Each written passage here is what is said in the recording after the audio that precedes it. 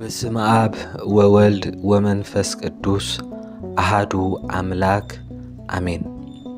ሰላም እግዚአብሔር ምስ ኩላትኩም ይኹን።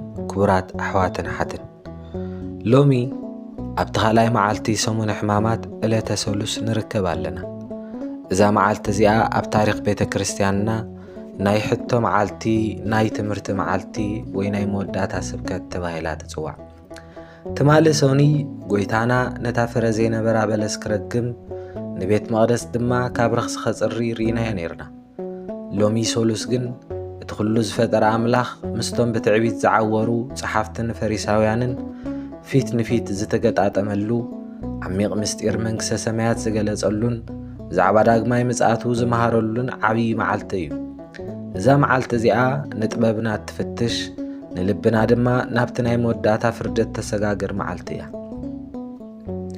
እቲ ዓብዪ ምስሕሓብ ብምንታይ ስልጣን ንጽባሐይቱ ሰሉስ ንግሆ ጎይታናን ኣምላኽናን መድሓኒናን ኢየሱስ ክርስቶስ ዳግማይ ናብ ቤት መቕደስ ኣተወ። ትማሊ ነቶም ነጋዶ ካብ ቤት መቕደስ ስለ ዘባረሮም ሊቃነ ካህናትን ዓበይቲ ዓድን ተኣኪቦም ይጽበይዎ ነበሩ። ንሳቶም ብትዕቢት ተመሊኦም እዚ ኩሉ ብምንታይ ስልጣን ኢኻ እትገብሮ ዘለኻ? እዚ ስልጣን እዚ ኸ ምን ሃበካ ኢሎም ሓተትዎ። ሕሰብዎ እስኪ፣ እቲ ስልጣን ባሕርን ንፋስን ዝእዘዘሉ፣ እቲ ስልጣን ንሞት ስዒሩ ኣልዓዛርን ወዲ መበለትን ዘተንሰ ኣምላኽ ሎሚ ብፍጥራቱ መን ስልጣን ሃበካ ተባሂሉ ይሕተት ኣሎ። ጎይታናን ኣምላኽናን መድሓኒናን ኢየሱስ ክርስቶስ ግን ብጥበብ መለሰሎም። ኣነ እውን ሓንቲ ሕቶ ክሓተኩም፣ ጥምቀት ዮሃንስ ካብ ሰማይ ድዩ ወይስ ካብ ሰብ በሎም? ንሳቶም ተሸገሩ። ካብ ሰማይ እንተበልና ስለምንታይ ዳኣ ዘይኣመንናሉ ክበሃል እዮም። ካብ ሰብ እንተበልና ድማ ህዝብን ዮሃንስ ከም ነቢ ስለ ዝርእዮ ከውጉርና እዮም ኢሎም ፈርሁ። ስለዚ ኣይንፈልጥን በሉ። ጎይታናን ኣምላኽናን መድሓኒናን ኢየሱስ ክርስቶስ ድማ ኣነ እውን ብምንታይ ስልጣን እዚ ከም ዝገብር ኣይነግረኩምን የበሎም። እዚ ዘርእየና ኣምላኽ ንትዕቢተኛታትን ብጥበቡ ከም ዝመልሰሎምን ልቦም ንሓቂ ዝዓፀው ሰባት መለኮታዊ ምስጢር ከም ዘይገለጸሎምን እዩ። ምስላታት ዕለተ ሰሉት መስትያት ነፍስና ጎይታናን ኣምላኽናን መድሓኒናን ኢየሱስ ክርስቶስ ኣብዛ መዓልቲ እዚኣ ሰለስተ ዓበይቲ ምስላታት ተዛረበ። እዚኣቶም መስትያት ነፍስና እዮም። ምስላ እቶም ክልተ ደቂ፣ ሓደ ኣቦ ንኽልተ ደቁ ናብ ኣታኽልቲ ወይኒ ክሰርሑ ኣዘዞም። እቲ ቀዳማይ ኣይከይድን በለ፣ ድሕሪ ግን ተጣዒሱ ኸደ። እቲ ካልኣይ እሺ ኸይድ በለ፣ ግን ኣይከደን። እዚ ምስጢር እዚ እቲ እሺ ኢሉ ዘይከደ ሕጊ ኣምላኽ እናፈለጡ ዘይሰርሕሉ ሰባት እዮም። እቲ ኣይከይድን ኢሉ ዝተነስሐ ግን ሓጥኣን ኮይኖም ጸኒሖም ብንስሓ ዝተመልሱ እዮም። ካልኣይ ምስላ እቶም ክፉኣት ሓረስቲ፣ ሓደ ዋና ኣታኽልቲ ወይኒ ንሓረስቲ ሂቡ ናብ ርሑቕ ሃገር ከደ። ግዜ ፍረ ምስ በጽሐ ግብሪ ክቕበል ልኡኻት ሰደደ። እቶም ሓረስቲ ግን ንልኡኻቱ ቐተልዎ፣ ኣብ መወዳእታ ወዱ ሰደደሎም። ንወደይስ ክሓፍርዎ እዮም ኢሉ፣ ንሳቶም ግን እዚ እቲ ወራሲ እዩ ንዑና ይንቕተሎ ኢሎም ቀተልዎ። እቲ ምስጢር እቲ ዋና ኣምላኽ እዩ። እቶም ልኡኻት ነቢያት እዮም። እቲ ወዲ ድማ ክርስቶስ እዩ። እዛ ምስላ እዚኣ ኣይሁድ ንጎይታ ከቕትልዎ ከም ዝተዳለዉ እትገልጽ ትንቢት ነበረት። እቲ ሳልሳይ ምስላ መርዓ ወዲ ንጉስ እዩ። ንጉስ ንመርዓ ወዱ ሰባት ዓደመ። እቶም ተዓደምቲ ግን ናብ ንግደተይ ናብ ግራተይ እናበሉ ኣበዩ። ንልኡኻት እውን ኣሳቐዩ ኢሎም። ንጉስ ግን ተቐጥዕ እሞ ንኹሎም ኣብ መንገዲ ዝረኸቦም ክዕደሙ ኣዘዘ። እቲ ምስጢር መንግሥተ ሰማያት ንኹሉ ዝተኸፍተት መኣዲ እያ። ንሕና ግን ብዓለማዊ ስራሕ ተታሒዝና ነፃውዒት ኣምላኽ እምብንብል ኣለና ዶ? ምስጢረ ምጽኣት እዩ ዝነግረና ናይተን 10 ደናግል። ሰሉስ ምሸት ጎይታናን ኣምላኽናን መድሓኒናን ኢየሱስ ክርስቶስ ምስ ደቂ መዛሙርቱ ኣብ ደብረ ዘይት ኮፍ ኢሉ እንከሎ ብዛዕባ መወዳእታ ዓለምን ዳግማይ ምጽኣቱን መሃሮም። እቲ ኣዝዩ ልቢ ዝትንክፍ ድማ ምስሊ 10 ደናግል እዩ።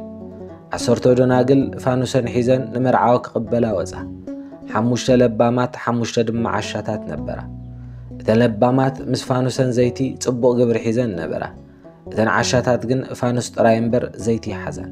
ምርዓዊ ደንጌ ኩለን ደቀሳ ፍርቀለይቲ ምስኮነ ግን ምርዓዊ መጽ ኣሎ ተቐበልዎ ዝብል ድምፂ ተሰምዐ ፋኑስ እተን ዓሻታት ክጠፍእ ጀመረ ዘይቲ ክልቅ ሓደልያ ግና ከይረኸባን ምርዓዊ መጸ እተን ተዳልየን ዝነበረ ኣተዋ ማዕጾ ድማ ተዓጽዋ እተን ዓሻታት መጽአን ጎይታይ ክፈተና በላ ንሱ ግን ኣይፈልጠኩምን እየ በለ ክቡራት ኣሕዋተየ እዚ ዛንታ እዚ ናትካን ናተይን ህይወት እዩ ፋኑስ ስም ክርስትናና እዩ ዘይቲ እቲ ምስ እምነትና ዝኸይድ ግብሪ ፍቕሪ ንስሓን ትሕትናን እዩ ጎይታ ሰሉስ ምሸት ዝመሃረና ትምህርቲ ተዳሊኹም ጽንሑ ዝብል እዩ መዓልቲ ይፈለጥናን ሰዓት ይፈለጥናን ግን ክመጽእ እዩ ምርዓዊ ክመጽእ እንከሎ ፋኑስና ክጠፍእ የብሉን ኣሕዋተየ መዓልቲ ውሳነ ሎሚ እዩ ዕለተ ሰሉስ መዓልቲ ውሳነ እያ ጎይታናን ኣምላኽናን መድሓኒናን ኢየሱስ ክርስቶስ ካብ መቕደስ ወፂኡ ክኸይድ እንከሎ እንሆ ቤትኩም ዖም ኮይኑ ከትረፈኩም እዩ በለ እዚ ማለት ኣምላኽ ካብ ልቢ ሰብ ክወፅእ ከሎ እቲ ልቢ ባዶን ዕናን ይኸውን ሎሚ ሰሉስ ነፍስና ክንሓታ ይግባእ ሕቶይ እንታይ እዩ ከምቶም ጸሓፍትና ኣምላኽ ንምፍታን ድየ ዝቐርብ ወይስ ንምፍላጥ ዘይቲ ኣለኒ ዶ ሞት ሎምን ተመጽኣ ናብ መርዓዊ ንምእታው ዘይቲ ጽቡቕ ግብሪ ሒዛ ኣለኹ ዶ ንበል ውሳነና ካብ ግብዝና ወፅኤ ብሓቅና ኣምላኽ ክመላለስ ወሲና ኣለኹ እዛ መዓልቲ እዚኣ ቃል ኣምላኽ ሰሚዕና ንልብናን ነዳልወላ መዓልቲ እያ እዛ መዓልቲ እዚኣ ጎይታናን ኣምላኽናን መድሓኒናን ኢየሱስ ክርስቶስ ብዛዕባ ፍርዲ ክዛለብ ከሎ ንኸፍርሃና ዘይኮነስ ክንድሕን ስለ ዝደለየ እዩ እታ ኣብ ምስላ መርዓ ወዲ ንጉስ ዝቐረበ ዕድመ ሎሚ ንዓኻን ንዓይኒ ይበጽሓና ኣሎ እምቢ ንበል ክቡራት ተኸታተልቲ እዚ ትሕዝቶ እንተፈቲኹሞ ሼር ላይክ ክትገብሩን ነቶም ብዛዕባ ሰሙን ሕማማት ክፈልጡ እንተደልዩ ዕሩኽትኩም ሼር ክትገብሮም